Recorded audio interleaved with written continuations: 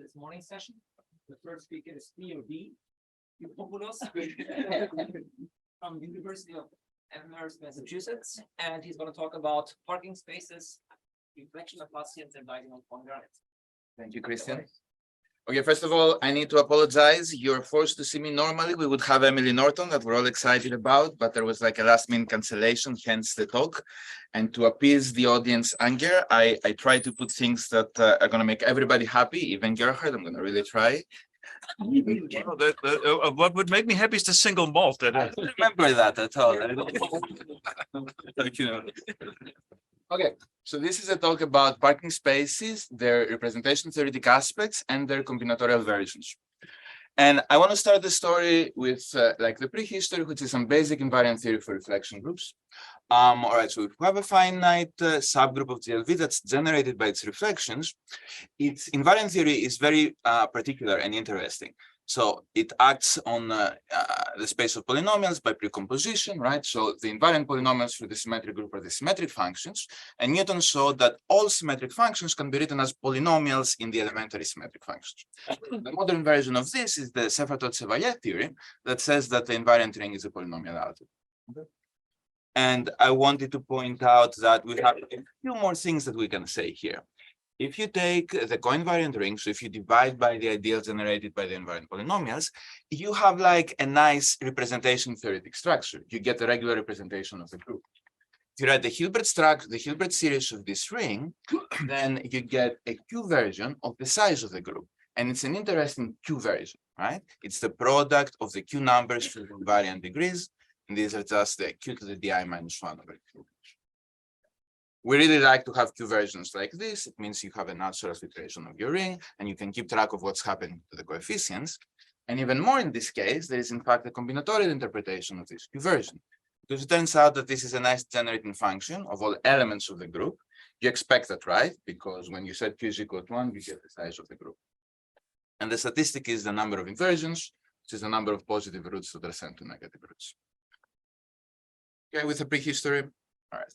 So now I want to make a point and discuss this work of Hyman on diagonal coinvariance, because this is in some sense the natural genesis of the parking space model.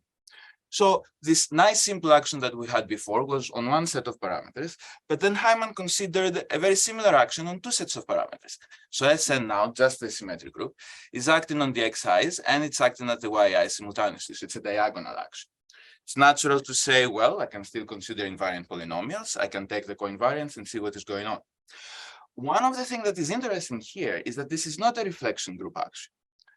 And I wanted to make this clear with an example. So this is the diagonal harmonics or the diagonal coinvariance for n is equal to 2. So you have your ring or your polynomial ring, and you divide by the invariant polynomials under the diagonal action of Sn.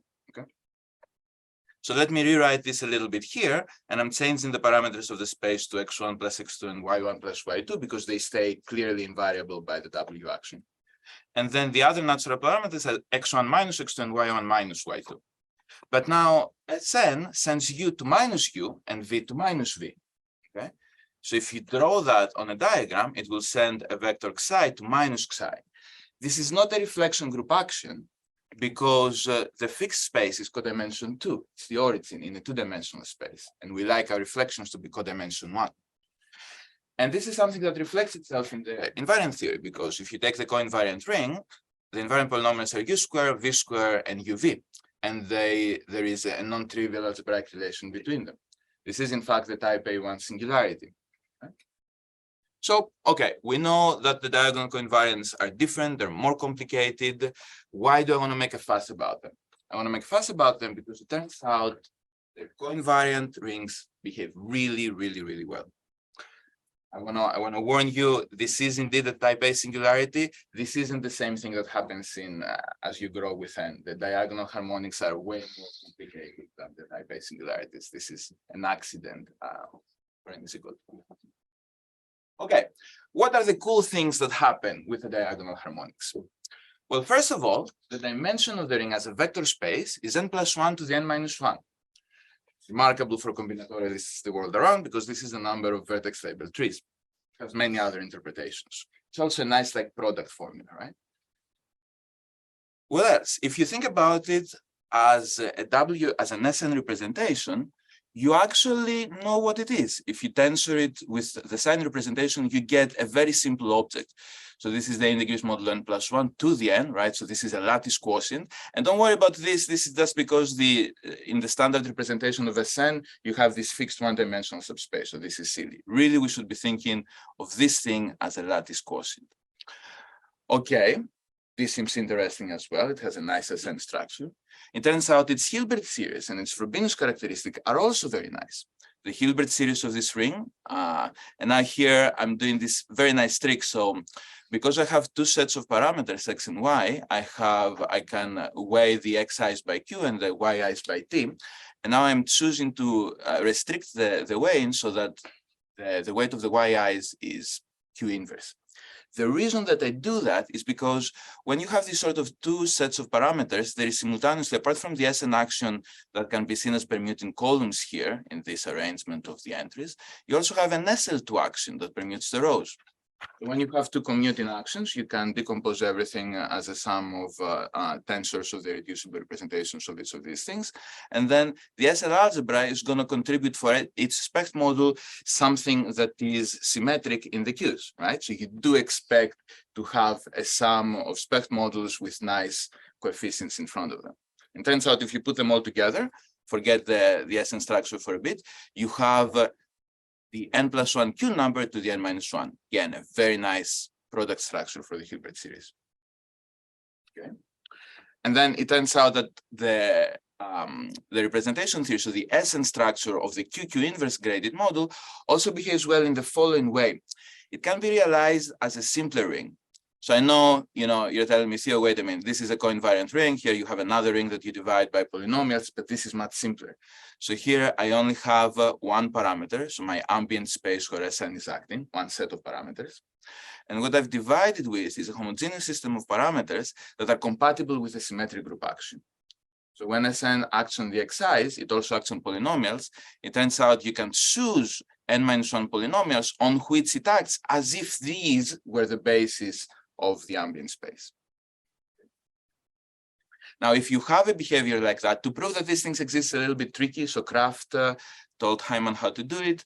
If you have something like that, then you know that this object as an Sn representation behaves very simply. You can write down, you know that the Hilbert series is going to be like that. You can write down an expression in terms of representations as well. All right, there is a Fuchs version. I'm not going to discuss a lot what the interpretation is for the diagonal harmonics. You change a little bit the sort of polynomials that you divide by. But what I want to point out is that there is another ring that's heavily associated to that on the same weight restriction, it behaves like a quotient by a homogeneous system of parameters whose degree now are mn plus 1 instead of n plus 1. And in the next slide, I'm going to show you dick paths with slopes, and you're going to see that there is an actual relation. Okay. So this is what happens for the diagonal harmonics. Very interesting numerical characteristics. Now, I'm going to emphasize in this talk combinatorial decompositions for these parking space models. And I want to show you some classical ones in the diagonal harmonics, and they're not really presented like that often. Okay, so it turns out that because this is Sn isomorphic to this nice model, you would expect that it can be written as a positive sum of coset representations for Young subgroups. But it turns out that the coefficients are actually nice integers with product formulas as well. Okay, so this is these are linearly independent. It's not a priori clear that I would express any representation in terms of those, right? But I can. And what are the coefficients? They depend on the m parameter and the n. It's just like this falling factorial, and you divide by the symmetries of the partition. And what do I have? A coset representation on the right-hand side, right? I'm going to be doing this sort of decompositions with induced representations from something. I'm going to be doing these things often. So this is something that's relatively easy to see if you know what the character of this model is. Now, The second one, I'm doing something more. I'm allowing one of the variables, right? I have a t parameter in the model. And it turns out that you can decompose this t-graded parking space again as a sum of coset representations, but now the coefficients, which they're kind of like analogs of the Creveras numbers above, they have a combinatorial significance. They count dig paths from 0, 0 to mn plus 1 over n. So these things have slope m, and they count them by area. And what is the area? The number of boxes that live completely above the diagonal.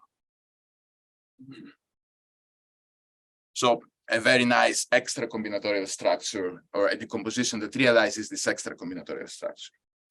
But now, if I do my other favorite decomposition, where I send t is equal to 1 over q, I have something that's even better. I don't get something nice if I decompose with respect to coset representations, but I get something nice if I decompose with respect to the modified Hollywood polynomials. And if you think about these things in terms of Lie algebra, these are just the cohomology rings for the Springer fiber, the partition. So we know that these are q versions of the coset representation. But it turns out that when you do the decomposition here, the coefficients are these very nice q versions of the Creveras numbers. Now, they're not exactly a combinatorial statistic, but they encode combinatorial symmetries. So Vic and Eric had proven a CSP for those. It means essentially that certain evaluations of these polynomials at roots of unities will tell you how many of those like sloped dig paths are symmetric under a particular cyclic symmetry. So various decompositions of the parking models. Now, I want to say all of these results, nothing is trivial, and all of them depend on character formulas that we have for the diagonal harmonics that were proven very difficult by Hyman by using a very deep understanding of the Hilbert scheme of points. After you have Hyman's work, where you translated the diagonal coinvariant ring to these sort of character formulas that come from symmetric function theory, it's a whole other project to relate the symmetric functions with the combinatorics, right? But these are two different sides of the project. I'm not going to be talking at all today about the first part. The first part is kind of covered by Hyman and then by Gordon in reflection groups and then by other people. But I'm going to be talking a little bit about relating representation theoretic formulas with combinatorics. Okay, so what happens in reflection groups? Well, since you have a reflection group acting on the ambient space and its polynomials, you can consider the exact same thing. Take two sets of parameters, one, two copies of the reflection representation if you want, and now you have the whole polynomial ring, and W acts diagonally. You can still consider the invariant polynomials, the ideal of the invariant polynomials, and say, well, what can I say about this diagonal coinvariant ring for reflection groups? Now, what you would really like is to have similar behavior as you had in the symmetric group. In the symmetric group, we had discussed that as an SN module, this was isomorphic to this quotient, right, to this lattice Zn plus 1 to the n. Turns out that the very natural analog for that is to take the root system of W and divide by h plus 1 times q, so by dilation of it, you get this finite torus. So h plus 1 here corresponds to the n plus 1 in the symmetric group. Okay. You would really like that. You would really like, in particular, that your diagonal harmonics have dimension h plus 1 to the n. It turns out that this is not the case. It turns out that in most examples, in all of the examples, it's greater than or equal to h plus 1 to the n, but most of the times it's just by a little bit. It's only a little bit bigger by h plus 1 to the n.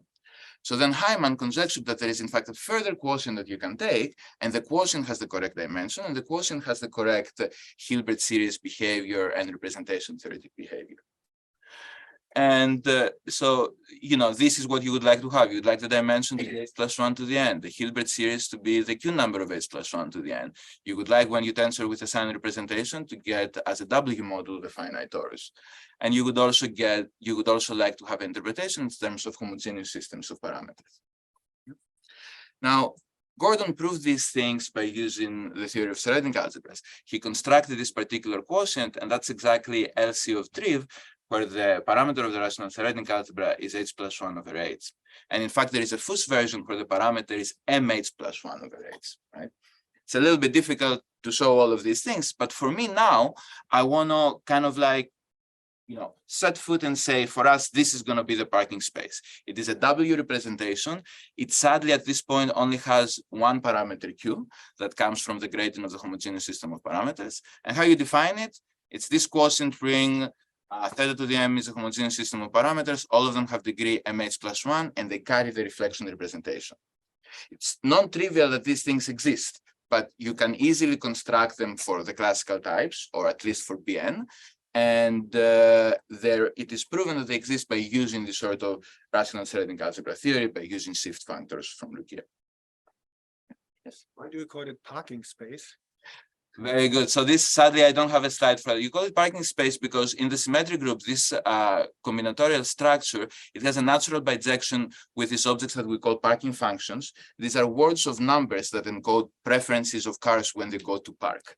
The parking functions are those preferences that are successful, which means that at the end of the procedure, all of the cars are parked. It's a nice combinatorial description. I can show it to you. Sadly, I don't have it here. I'm sorry, not enough time. In fact, in this case, mh plus 1, you can use more elementary translation functors from our paper with Beerist and Gibbs book. Let me. Be nice if you talk to me about it.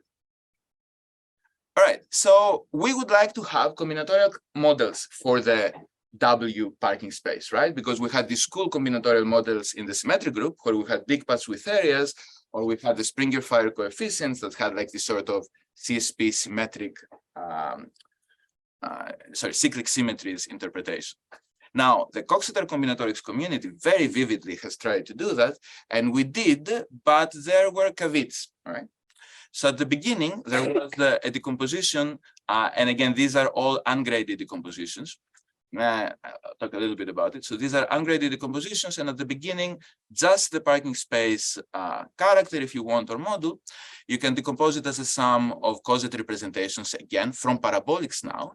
And the coefficient is this nice product formula that has the Coxeter number. It has the Orlik-Solomon exponents for this restricted arrangement A to X, right? So these are the roots of the characteristic polynomial. And it divides by the normalizer mod stabilizer, so some sort of symmetry of the flat. So this is a nice expression. It's a parabolic decomposition of the parking space. In various equivalent forms, it was proven by Orlik-Solomon Terao and by Eric Sommers. And it's a character calculation that's very hyperplane arrangement T. Now, all right, we would like to have a combinatorial interpretation of that. So these coefficients should now count objects in the same way that they counted dick paths before. One very good interpretation that we have is one for Veil groups. So it turns out that this very nice product formula counts M chains of order ideals in the root poset. So this is the root poset of the symmetric group S7. And here I have some order ideals, which means I picked some roots and everything below them. And obviously, these are dick paths, right? Each of those things is kind of a dick path, and there is a relation between them. There is a nice bijection. It turns out that if you count chains of dick paths M with M elements, and they have to have certain compatibility relations that I'm not talking about, these are exactly the sort of product formulas that appear as coefficients of your coset representation. And we have case-free proof of that include work of Cellini, Papi, of Eric Sommers, of Christos Athanasiadis. And the reason is that there are nice bijection between anti-chains, so like the peaks of these order ideals, and hyperplane arrangement information. So we're happy about this decomposition. But there is another decomposition that that was discovered by the Coxeter combinatorics community that says that these numbers also count certain chains of non-crossing partitions. So I'm going to say what the non-crossing partitions are in the next slide, but these two objects are exactly the same enumeration, right? Another combinatorial object, I'm going to define it, it has exactly the same enumeration, but the proofs starting somehow early 2000s are case by case. So I have here Armstrong, Rhodes, Reiner, but I also meant to say Athanasiadis and Reiner, who did the original part. So that was around 2002, and they discovered that this other combinatorial object has the same enumeration as these order ideals. Yes. So do you mean that there is a bijection between these kind of chains of order ideals? So I was expecting that. Sadly, it came on the question. If it had come on the answer, I would think that I made a mistake. So, Emmanuel, you won the award because you asked the perfect question. This is. What should we do? It stops. We got a warning on Monday that this would happen at 11:30. I sacrificed myself to take the slot of the talk. That I also it would last longer than 10 seconds. You have to leave. It's not 10 seconds. Sorry. What you want? So Emmanuel is asking, since these two have the same enumeration, Does that mean that there is a bijection between them? In fact, does that mean that there is like a good bijection, right? So this has been a major open problem for the last 20 years. Today, I'm not going to show you a bijection. I will show you a case-free way to calculate that, which is in some sense one part of the problem, but I'm not going to do it with a bijection. There is no, all right, there is a bijection between these objects that is constructed uniformly, but it is proven that it is a bijection case by case. So there's something that is only partially satisfying. And there is no uniformly proven, uniformly constructed bijection between them. I am going to show you a uniform proof of the numerology, of the fact that the number of non-crossing partitions is equal to that. And I'm going to use recursions and representation theoretic techniques. Okay, so now I want to make a point why we care more about the non-crossing partitions. Well, not more, why we really care about the non-crossing partitions, right? So on the left-hand side, you have really non-crossing partitions in a cycle. Notice here that there is a partition missing, one that has 1, 3, and 2, 4, because these two blocks cross each other. Everything else is non-crossing, but below each of these figures, I have written down a permutation in cycle type. So this is thus what you do when you take the numbers that are in your block and you order them. So 2, 3, 4 is 2, 3, 4, etc.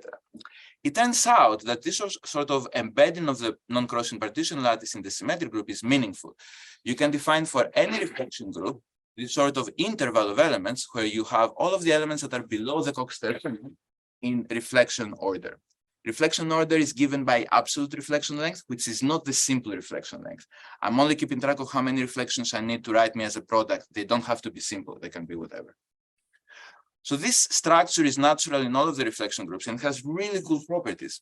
For one, its combinatorics is compatible with the parking space model the way that we defined it. So Bessis and Vic had proven some sort of cyclic symmetries that are related to this object, this representation theoretic object, and the non-crossing partitions. More importantly, for the K-pi1 crowd, this is the object that gives the dual braid presentations for the generalized braid groups that are so important in the theory.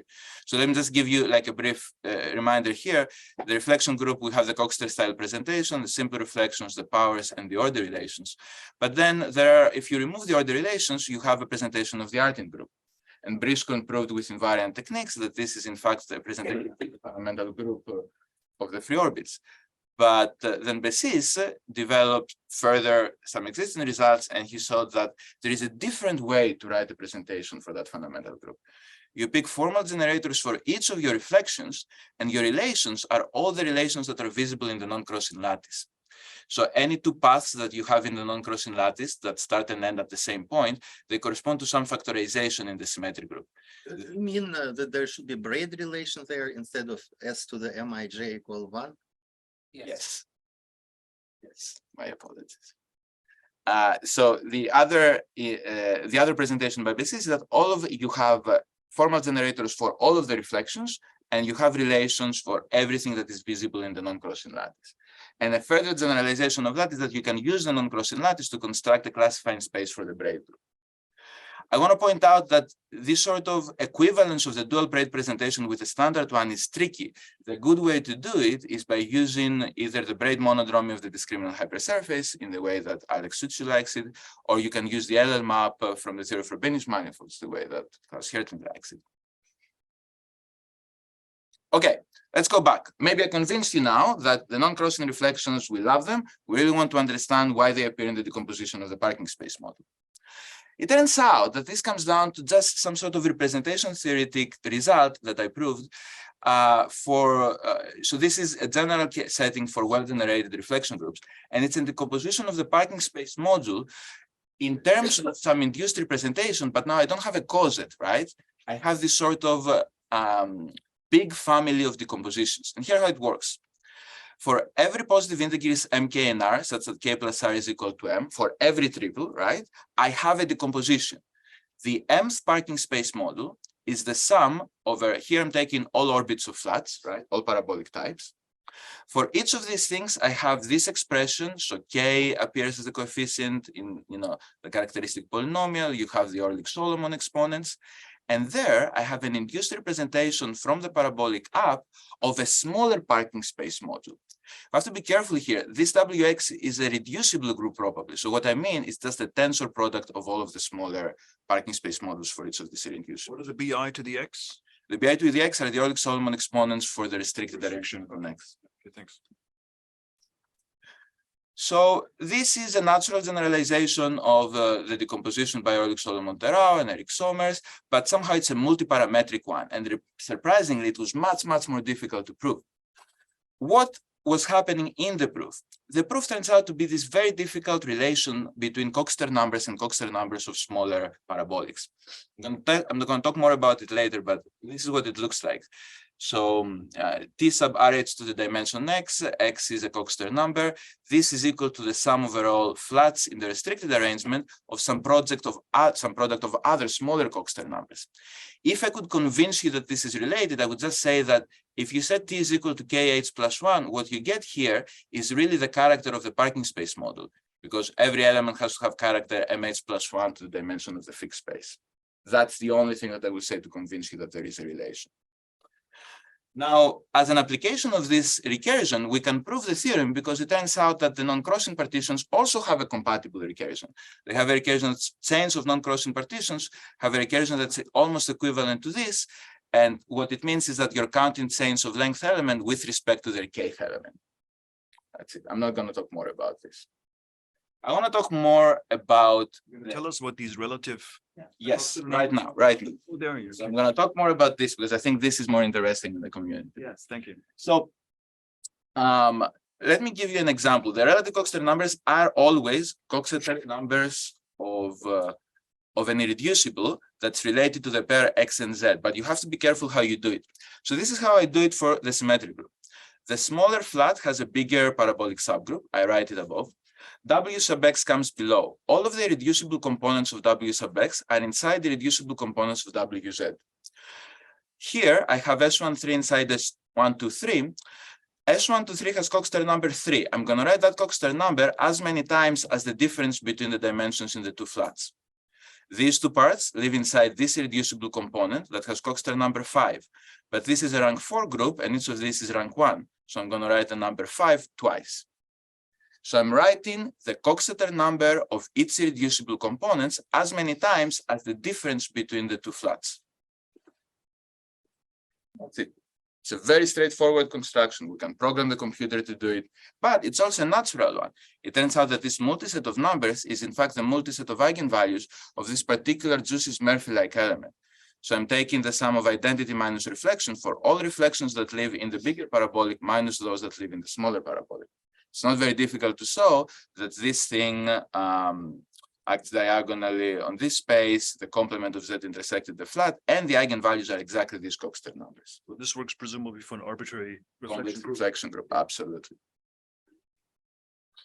Okay, so to justify a little bit that I can do this calculation with Coxeter numbers, I want to also advertise this other object that we came up with a while ago. So this is what I'm calling the W Laplacian. This is an endomorphism on the ambient space that's defined for any complex reflection group, and it has two equivalent definitions. On one here, I'm going to take the sum of the identity minus the reflection for all of the reflections of W. So this is essentially the element that Gordon and Griffith consider that, like many people have considered, as an element of the group algebra. When I emphasize that I want to have it as just in the reflection representation, it is because we studied it with weights as well, and we relate it to various combinatorics. It has another equivalent interpretation where you can take it as a sum of rank 1 operators, right? All of those are rank 1 operators because their image is a multiple of the root sigma. It's very easy to see that both of these are central elements, right? So they're going to be diagonal in the reflection representation, and it's easy to see that their eigenvalues are all 8s, right? They all act as multiplication by 8s. Now, the reason that I emphasize this sort of fact that this is a sum of rank 1 operators is because when you want to calculate the determinant of a matrix that's a sum of rank 1 operators, it's easy to do it with linear algebra. You're going to say, oh, okay, I'm going to take the sum of all of these subsets of these operators, take a Gramian determinant there, and this is going to be the coefficient of my characteristic polynomial. It's not that hard. This is very much analogous to what you do when you compute the arithmetic characteristic polynomial of an arrangement. It's just that an arithmetic characteristic polynomial will have the volume, and here we have the gradient determinant, which is the square of the volume. I'm not sure exactly what is happening, but the numerology fits very well with this.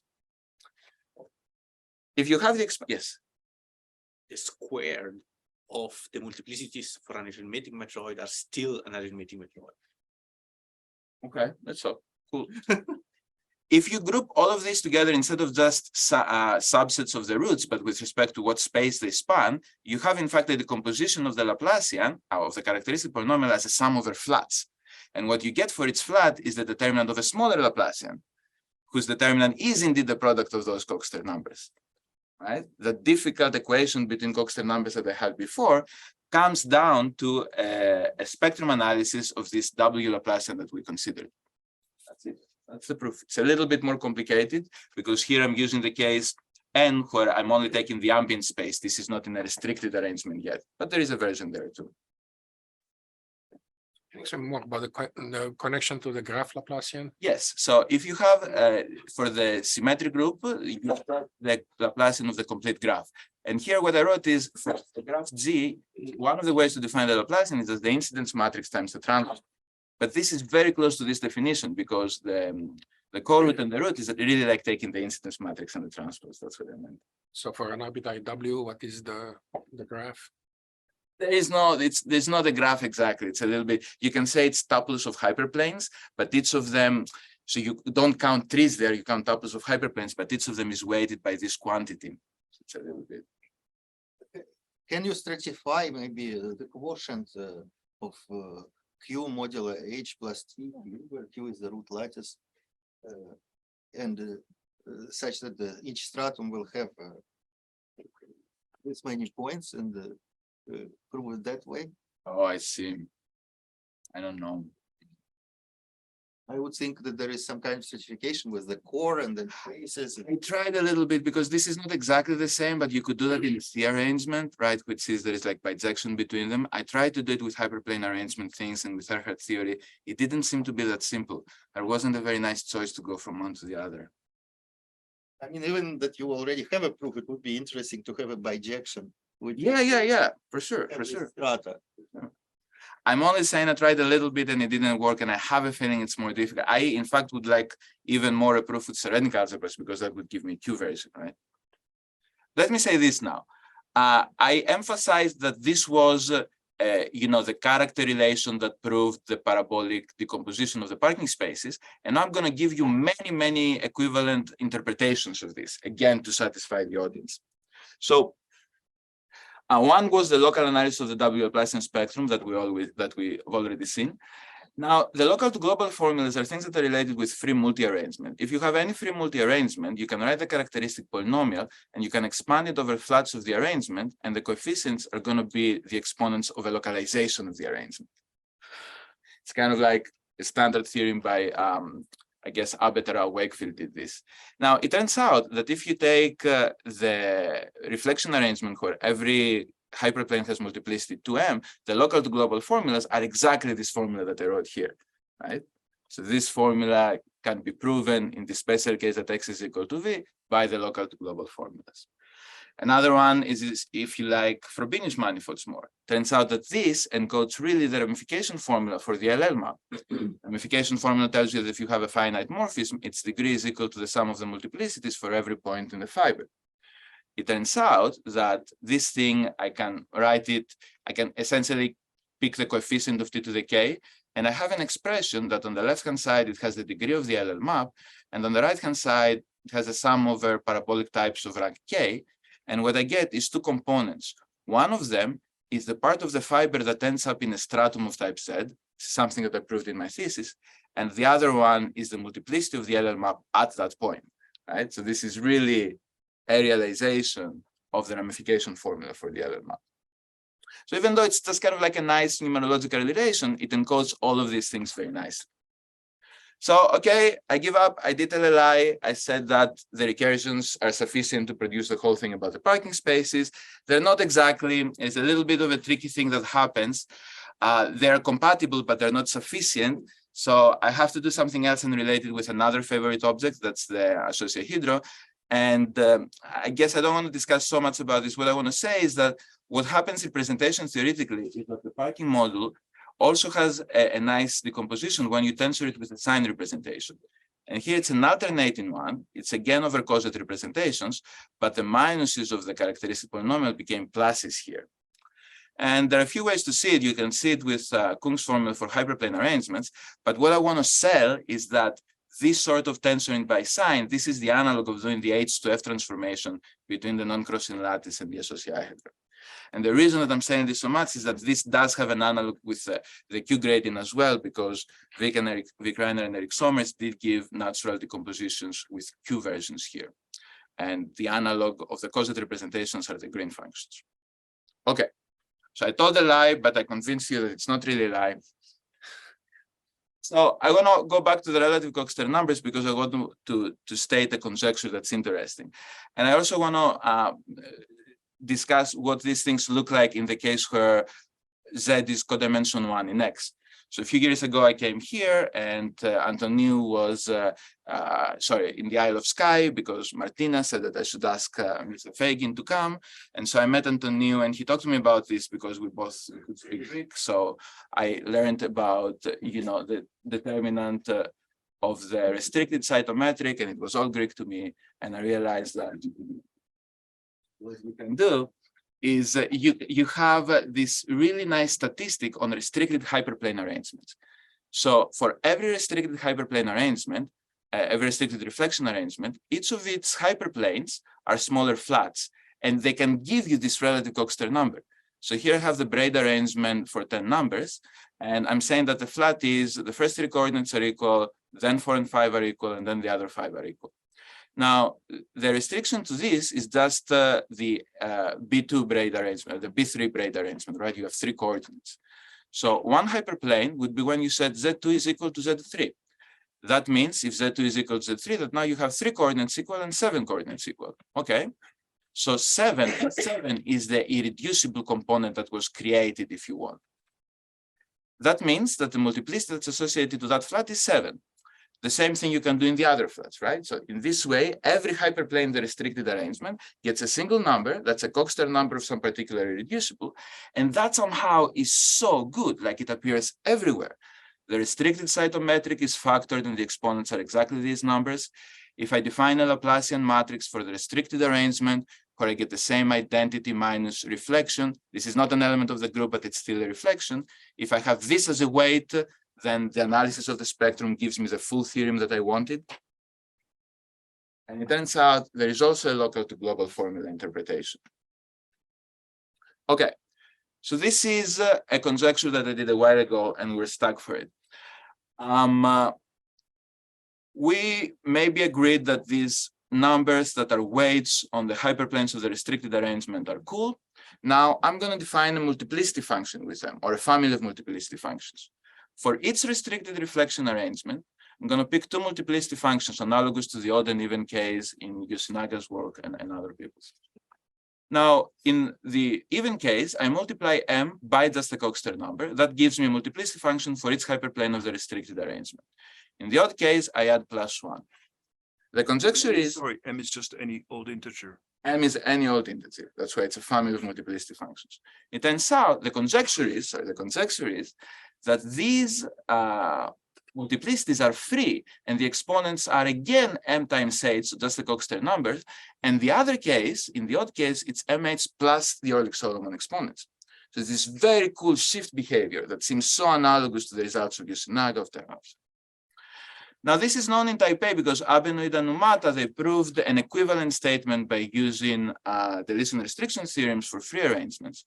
It's also true when X is the ambient space. Again, that is why I'm calling this a generalization of Yosinaga's work. In that case, the relative Coxeter number of the ambient space in a hyperplane is always 2, because 2 is the Coxeter number of the parabolic group that's generated by a single reflection. When X is a hyperplane, we can prove it by using the Euler multiplicities of Abetara-Wakefield and their math theorem. What's in progress? We had some explicit formulas for type A. I think that we can prove this when we have divisional flags by using the Euler multiplicity and the math theorem that Gerhard was talking about. We would really like to prove it by using the primitive derivation, but there were like non-trivial geometric obstacles, or also the pandemic, like a big part of it was discussed with all of us being, me being not fun at all. I also want to point out that for like the actual combinatorics, the same arguments that Yoshinaka did, at least in some cases, we haven't checked in general, they would mean that certain deformations of the braid arrangements and the restricted reflection arrangements are free, right? And they have nice characteristic polynomials. So here, for instance, the three directions, each of them is multiplied by different numbers. You have 3 copies here, 4 copies here, and 5 copies here. So I kind of like really like that because most of the free multiplicities are usually just like a single number or maybe n+1, and here you can have enough variety. Did you say this was well generated? Was the level of generality, or this is real? So this conjecture is for real. We haven't done any checks. Yeah, this is just for real. All of the things that I had about the relations between the Coxeter numbers, those work for all complex reflection groups. If you want to relate them with a parking space model, you have to do all the well-generated groups because otherwise the characters don't match.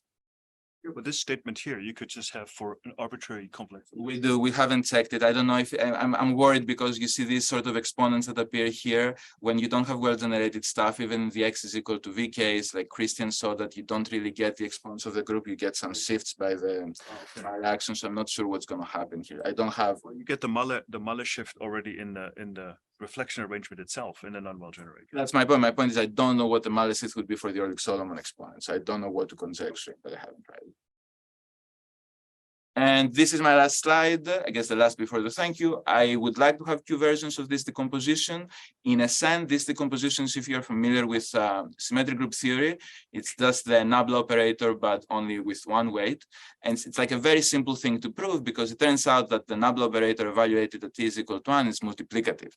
And you know the product of symmetric functions is really this. You tensor its symmetric function and you induce up. The combinatorial interpretation of this Q version is that you add together two dig paths, one has slope k, another has slope r, and you get a dig path with slope m. And for a while, I was thinking that this is complicated, but turns out it's kind of like really nice. Anyway, so Serrating algebras and shift factors, can they give you a Q version of this decomposition? I would love to see it. What about the work of Nathan Williamson talk, where the parking space model with Q was realized as a braid variety? This is really cool stuff. I would like to see it. Combinatorially for other ideals, even if we don't have a representation theoretic version, it would be nice to know what the correct object is, or via Q versions of the local to global formulas. Okay, that's it.